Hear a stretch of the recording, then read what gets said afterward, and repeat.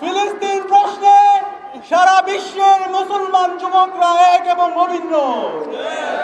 1948 সালের পর থেকে ইসরায়েলি আগ্রাসীরা, ইসরায়েলি জায়নিস্টরা অবৈধভাবে আমাদের ফিলিস্তিনি মুসলমানদের উপর দখলদারিত্ব করে গণহত্যা চালিয়ে আসছে। এরপর থেকে আজকে আমরা যারা বিশ্ববাসী, যাদেরকে সুশীল হিসেবে জানি, আজকের এই সুশীলরা সেই অবৈধ আগ্রাসনকে, সেই এথনিক ক্লিনজিংকে, সেই গণহত্যাকে তারা বৈধতা দিয়েছে। আজকে বিশ্ব মোড়লদেরকে আমরা জিজ্ঞেস করতে চাই, তোমরা যে তৈরি করেছো মানবাধিকারের চার্টার, তোমরা যে ICCSPR, ICSCR, convention against torture, চমৎকার চমৎকার তোমরা মানবাধিকারের সনদ তৈরি করেছো। আজকে তোমাদের এই মানবাধিকারের সনদগুলো কোথায়? আজকে কি আমরা মুসলমান সে বলে কি তোমাদের দ্বিচারিতা? তোমাদেরকে সতর্ক করতে চাই, সাবধান হয়ে যাও। সারা বিশ্বের মুসলমানরা আমরা ফিলিস্তিন প্রশ্নে সবাই আমরা ঐক্যবদ্ধ আছি। আমরা এই বাংলাদেশে যেভাবে ফ্যাসিস্ট হাসিনাকে হটিয়েছি, আমরা সাবধান করতে চাই।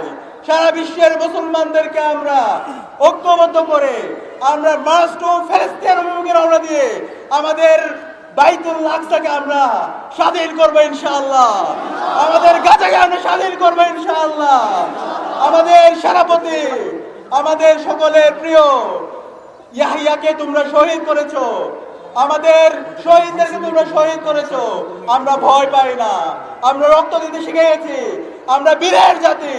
আমরা বাংলাদেশের মুসলমানরা সকল আপনার ছাত্র জনতাকে সাথে নিয়ে আমরা সেই লড়াই করতে প্রস্তুত আছি ইনশাআল্লাহ।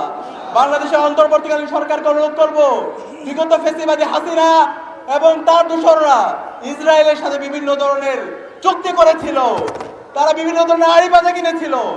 অতি সত্বর সকল চুক্তিকে বাতিল করতে হবে।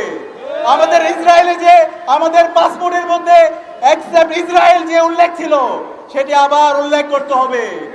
আমাদের প্রধান উপদেষ্টার দপ্তর থেকে ফিলিস্তিনের মুসলিমদের পক্ষে প্রেস রিলিজ দিতে হবে।